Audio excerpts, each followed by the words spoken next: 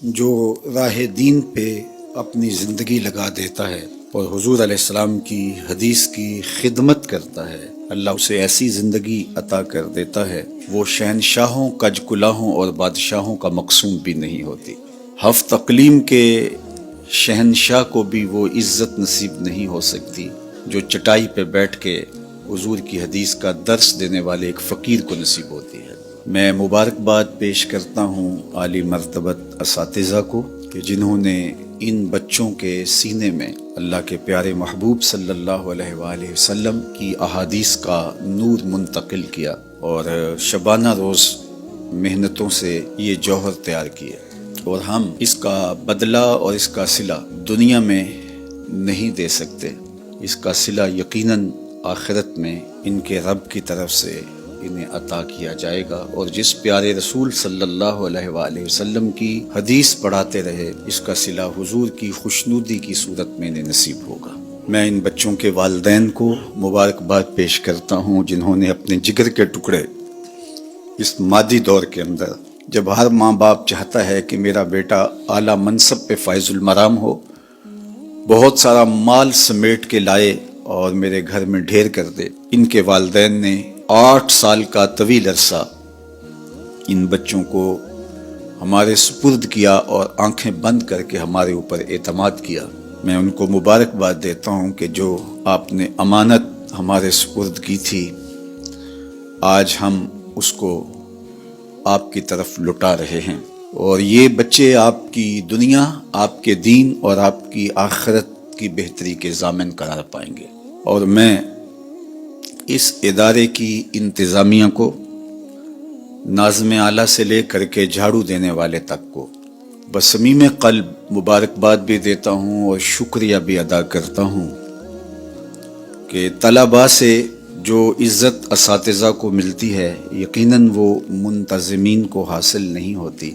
یہ ایک فطری لگاؤ ہے جو طالب علم کا اپنے استاد کے ساتھ ہوتا ہے، لیکن اس کے باوجود ان بچوں کی خدمت کے لیے جس طرح ہمارے منتظمین شبانہ روز محنت میں لگے رہے اور ان کو آسودگی پہنچانے کے لیے کوشاں رہے، رات 1 بجے بھی کوئی مسئلہ ہوا تو اپنے بستر سے اٹھ کے اس مسئلے کو حل کیا، تو میں ان جملہ منتظمین کو مبارکباد پیش کرتا ہوں کہ ان بچوں کی دعاؤں کے ساتھ، ان اساتذہ کی دعاؤں کے ساتھ، ان کے والدین کی دعاؤں کے ساتھ اور اس عاجز فقیر کی دعاؤں کے ساتھ اللہ آپ کو آخرت میں بہت صلہ اور اجر عطا فرمائے۔ میں اس موقع پر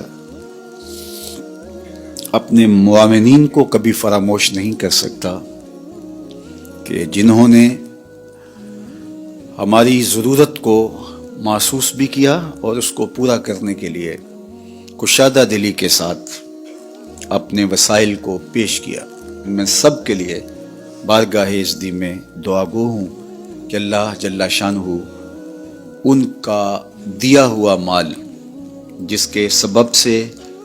یہ اتنا بڑا نظم قائم ہے،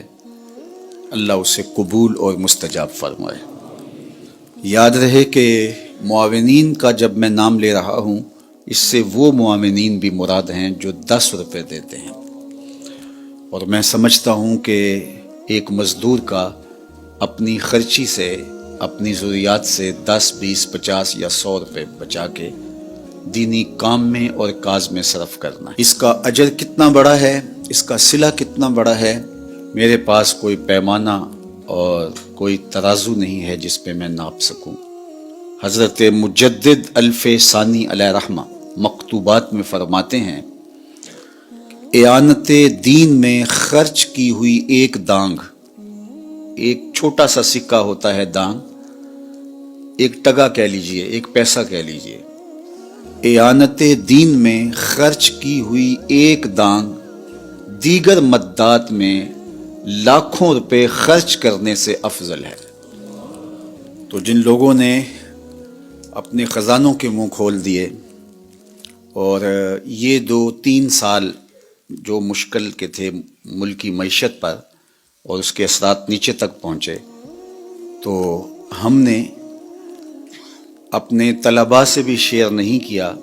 کہ ان مشکل حالات میں نظام چلانا کتنا مشکل تھا، چونکہ ہم نے یہ بھی طے کیا تھا کہ ان طلباء کو مشکل سے مشکل حالات میں بھی فنڈ ریزنگ کے لیے میدان میں نہیں اتاریں گے، ان کی ساری توجہات تعلیم و تعلم کی جانب ہونی چاہیے۔ تو اللہ کا شکر ہے کہ آج ایک نئی کھیپ میدان عمل میں اتر رہی ہے۔ ذالک فضل اللہ یؤتیہ من یشاء،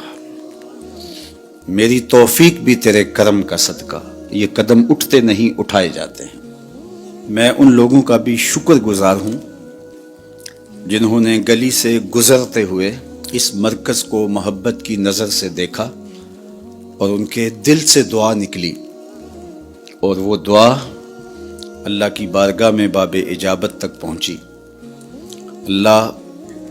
ان کو بھی بہتر صلہ اجر نصیب فرمائے۔